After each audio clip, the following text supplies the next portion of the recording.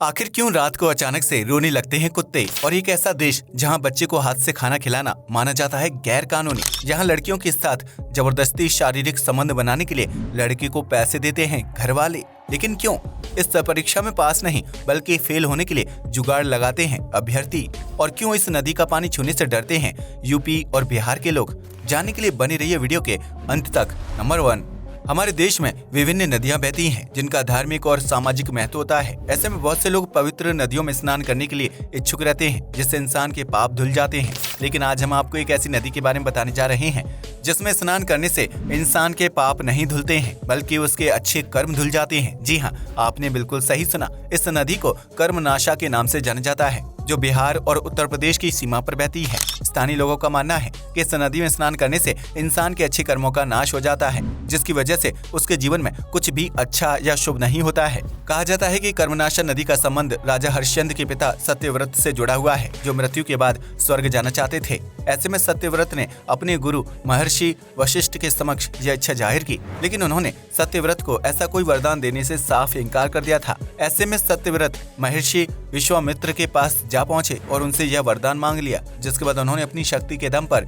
सत्यव्रत के शरीर को स्वर्ग पहुंचा दिया। लेकिन ऐसा करने से इंद्रदेव नाराज हो गए और उन्होंने सत्यव्रत को श्राप दे दिया कि उनका शरीर धरती और आसमान के बीच उल्टा लटकता रहेगा, जिसकी वजह से सत्यव्रत के मुंह से जमीन पर लगातार लार टपकती रही और इस लार ने नदी का रूप ले लिया। कहा जाता है कि इस नदी में स्नान करने से इंसान के कर्मों का नाश हो जाता है, जिसकी वजह से स्थानीय लोग इस नदी के पानी को छूने से भी परहेज करते हैं। अगर आप उत्तर प्रदेश से बिहार की तरफ ट्रेन से सफर करेंगे तो उस दौरान एक पुल कर्मनाशा नदी के ऊपर से गुजरता है और इस दौरान आप इस सुनसान नदी को देख सकते हैं।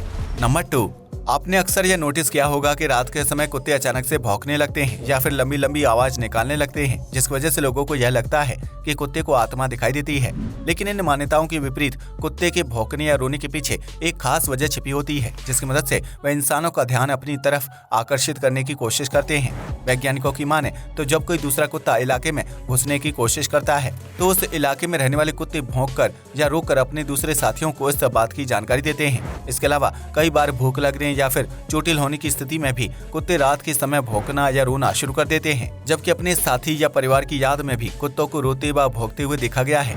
आपको यह जानकर हैरानी होगी कि इंसानों की तरह कुत्तों को भी बढ़ती उम्र के साथ अकेलेपन का एहसास होने लगता है और वह इस बात से डर जाते हैं, जिसकी वजह से वे रात के समय भौंककर अन्य कुत्तों व लोगों को अपनी मौजूदगी का एहसास दिलाते हैं। नंबर 3, छोटे बच्चे अक्सर खाना खाने में नखरे करते हैं जिसकी वजह से माता पिता को न जबरदस्ती खाना खिलाना पड़ता है। इसी तरह भारतीय माता पिता छोटे बच्चों को लेकर काफी चिंतित रहते हैं जिसकी वजह से वे उन्हें साथ ही सुलाना पसंद करते हैं। लेकिन अगर आप नॉर्वे में हैं तो आपकी ये आदतें आपको आपके बच्चे से दूर कर सकती हैं।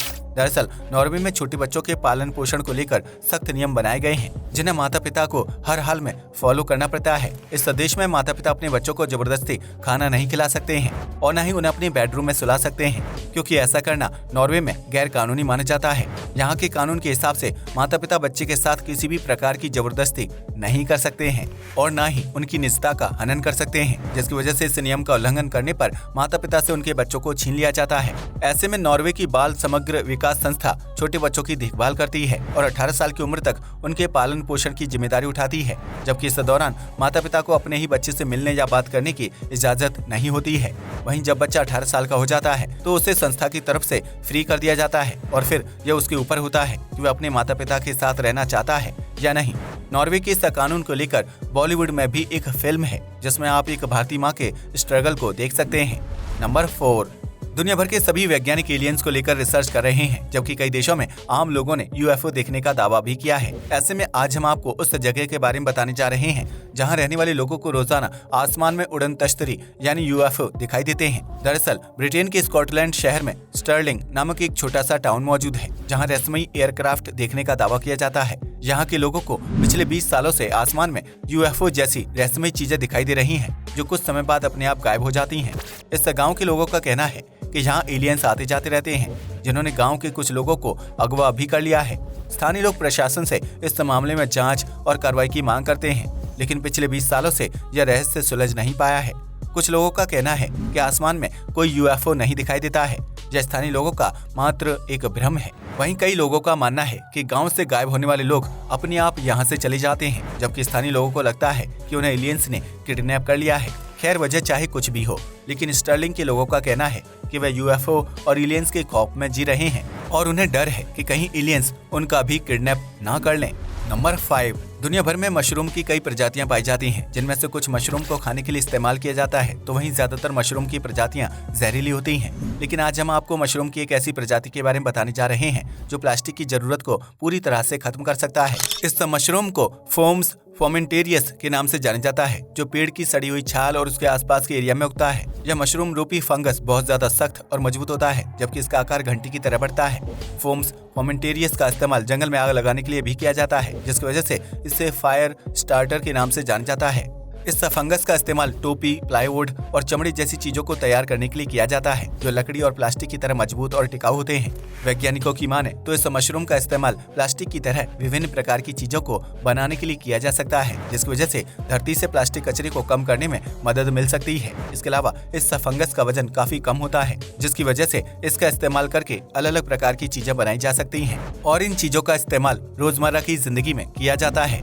नंबर 6, कोई भी कपल या लड़का लड़की अपनी मर्जी से शारीरिक संबंध बनाते हैं। वहीं अगर कोई लड़का किसी लड़की के साथ जबरदस्ती संबंध बनाने की कोशिश करता है तो उसे बलात्कार की श्रेणी में रखा जाता है और ऐसा करने पर अपराधी को सजा भी दी जाती है। लेकिन अफ्रीका में स्थित मलावी देश में लड़कियों के साथ जबरदस्ती शारीरिक संबंध बनाने की एक प्राचीन परंपरा का पालन किया जाता है, जिसकी वजह से लड़कियों और महिलाओं को शारीरिक तकलीफ से गुजरना पड़ता है। दरअसल मलावी देश के लोगों का मानना है कि जब किसी लड़की को पहली बार पीरियड्स आते हैं तो वह अशुद्ध हो जाती है और उस लड़की को शुद्ध करने के लिए एक लड़के को बुलाया जाता है। इस लड़के को आमतौर पर हाइना यानी लकड़बग्घा के नाम से जाना जाता है, जो कुंवारी लड़कियों के साथ जबरदस्ती संबंध बनाता है या यूं कहें कि उनका रेप करता है। इसी तरह यह हाइनाज लड़के विधवा हो चुकी महिलाओं के साथ भी शारीरिक संबंध बनाते हैं ताकि उनकी शारीरिक सफाई की जा सके। इस दौरान लड़की या लड़के को किसी भी प्रकार के निरोध का इस्तेमाल करने की इजाजत नहीं होती है, जिसकी वजह से इन लोगों में HIV एड्स समेत गुप्त रोग फैलने का खतरा कई गुना तक बढ़ जाता है। हालांकि इसके बावजूद भी मलावी देश में कुंवारी लड़कियों और विधवा महिलाओं को इस परंपरा का पालन करना पड़ता है, जिसके बदले हाइनाज लड़कों को पैसे दिए जाते हैं। नंबर 7, आज तक आपने सुना होगा कि छात्र परीक्षा में पास होने के लिए तरह तरह के जुगाड़ लगाते हैं, लेकिन क्या आपने कभी ऐसी परीक्षा के बारे में सुना है जिसमें अभ्यर्थी फेल होने के लिए तरह तरह के नुस्खे आजमाते हैं? दरअसल उत्तर प्रदेश के झांसी रेल मंडल में समय समय पर लोको पायलट के लिए रिफ्रेशर कोर्स चलाया जाता है, जिसके बाद उन सभी लोको पायलट्स की परीक्षा होती है। इस परीक्षा में बैठने वाले लोको पायलट यह कोशिश करते हैं कि वह फेल हो जाएं ताकि उनकी ड्यूटी ट्रेन में ना लगे। ऐसे में इस परीक्षा में फेल होने वाले अभ्यर्थियों को रेलवे स्टेशन पर ही शंटिंग या दूसरे काम पर लगा दिया जाता है, जिसकी वजह से उन्हें ट्रेन में ड्यूटी नहीं करनी पड़ती है और वे आराम से कम मेहनत करके मोटी सैलरी कमा लेते हैं। हाल ही के कुछ दिनों में इस परीक्षा की पोल खुली है, जिसके बाद प्रशासन हरकत में आया है और ऐसे लोको पायलट्स की पहचान की जा रही है जिन्होंने आज तक एक बार भी ट्रेन में ड्यूटी नहीं की है।